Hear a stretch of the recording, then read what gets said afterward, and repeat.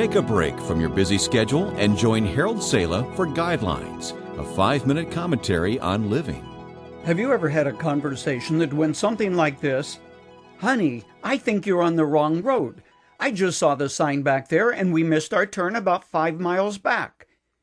The husband answers, "No, nothing to worry about. I know a shortcut that will save us a lot of time." The only problem is that the shortcut your husband knew about 20 years ago is no longer there, and the shortcut ends up being a much longer journey than if you had just stayed on the main highway.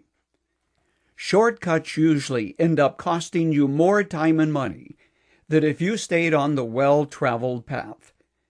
Pastor Craig Clapper painfully learned that hot tips about getting to where you want to go can ultimately cost you dearly. That lesson was driven home when he was on a 54-day hike along the Appalachian Trail. That's a 2,000-plus mile stretch of mountainous terrain that reaches from Vermont to Georgia in the eastern United States. Here's how Craig described his experience.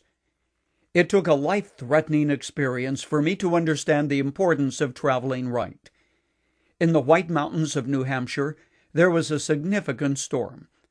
I got a tip from another hiker that I could go off the main trail and work my way around the mountain, avoiding the worst of the storm. That side trail was a big mistake. I fell off a cliff and could have died. I got myself in a heap of trouble. I'll have scars for the rest of my life from that fall.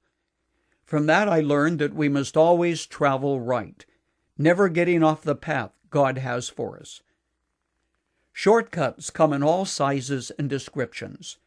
They are really attempts to get you somewhere the easy way, to get you something that you don't deserve, or to avoid something which you really ought to face. Life is a lot like a journey which involves a starting point and an ultimate destination, one that can be reached properly only one way. I often think of the 40-year sojourn of God's children in the wilderness. Actually, the journey to Arad in the southern part of the Negev could have been made in less than 14 days. But God had something else in mind, something that they would learn only by facing the wilderness. The King James translation of Romans 12:17 says, "We are to provide things honest in the sight of all men." Another translation puts it, "Be careful to do what is right in the eyes of everybody."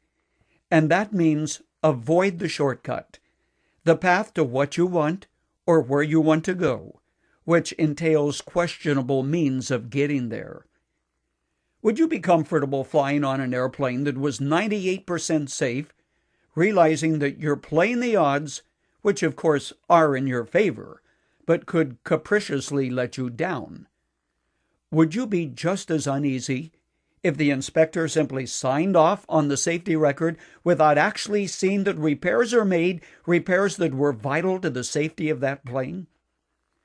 Long ago, William Shakespeare wrote, "To thine own self be true, and it shall follow as does day the night, thou canst not then be false to any man." Living with your conscience, regardless of whether or not your shortcut becomes public knowledge, means doing things the right way, no matter who is watching. Living without shortcuts means you will someday stand in the presence of God, and you will have no regrets, no secrets, and best of all, no shame. You see, getting there may take longer, but it's the sure way, the one that you can be certain. Remember, Jesus said, "I am the way, the truth, and the life."